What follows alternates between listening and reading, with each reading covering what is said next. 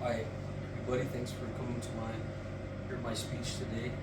My name is Juan Cordova, and um, to put a little bit of my credentials out there, so I have worked for over 20 years in the criminal justice system, uh, which every aspect of my job involved the court system, whether the civil court system or the criminal court system. But that's my experience. I've had to testify in court many occasions for different types of things. So I want to talk today. I saw an article that came out this week that said that New Mexico is the number one state for violence, and I'm thinking about what is contributing to our state being number one for violence.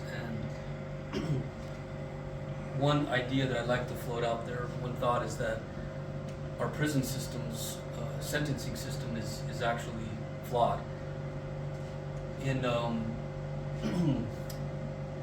past, the original reason for the prison system, or the original reason the prison system was created was for two primary reasons. One is for public safety, where people that are committing crimes are removed from society and they're placed in a prison where they're no longer a danger to citizens.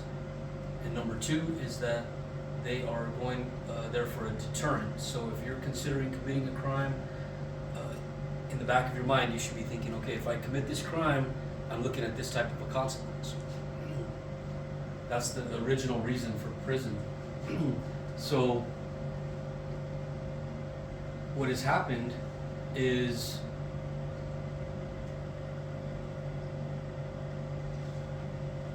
there is now in our system, in the state of New Mexico, if you commit a murder, if you've watched the news and you say, okay, this person committed a murder, they were sentenced to 15 years. This person committed a murder and they were sentenced to 30 years, but they both committed murder. Why is that? Why is there a discrepancy in those sentencing?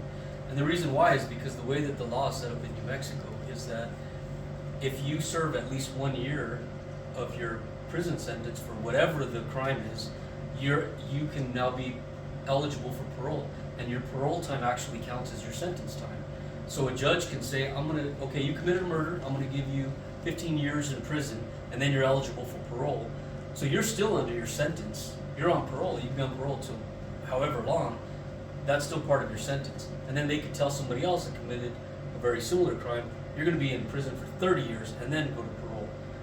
So because of that, this has created a lot of loopholes in our system where people can be charged with the same crime and given a very different sentence. Two examples of that. Number one, Thomas Lopez, who in Clovis, New Mexico, he was very jealous of his girlfriend. He tied her up, he kidnapped her, held her hostage, and he beat her to death with a golf club. He was given 15 years in prison. And then there was another individual named Terry Lee White who murdered his ex-wife's new husband because there was a custody battle with the child, and he stabbed him to death. Very similar crime. They were convicted of the same exact crime, and he was sentenced to 42 years in prison. So there's different things that influence those sentences. One of which is if you have money, if you have financial means, then you can hire an attorney that can work hard for you to put you in a certain light with the judge or with the jury.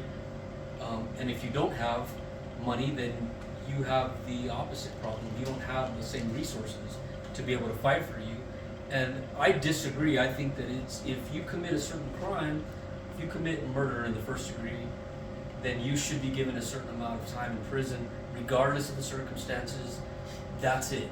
Because that's what's justice. That's what's fair to the victim. We shouldn't be looking at it from the perspective of the criminal, but rather we should be looking at it from the perspective of the victim. How do we protect victims? How do we protect society? These two individuals have proven they're both they're equally as dangerous to society. And the victim's family is looking for justice in the same way. So there should be parity and there should be consistency with judging. How do we develop that system? Personally, so I believe and I would submit that we live in a democracy, so this should be put to the people.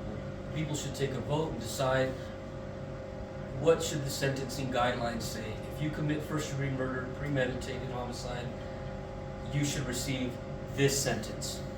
The judge can give you more, but he can't give you less. He has discretion to give you more time, but you cannot serve less than that.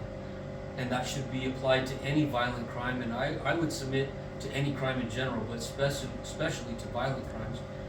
If you're convicted of that, then you should be given that time, and that's my opinion. So vote for me for governor, and I'll make that happen.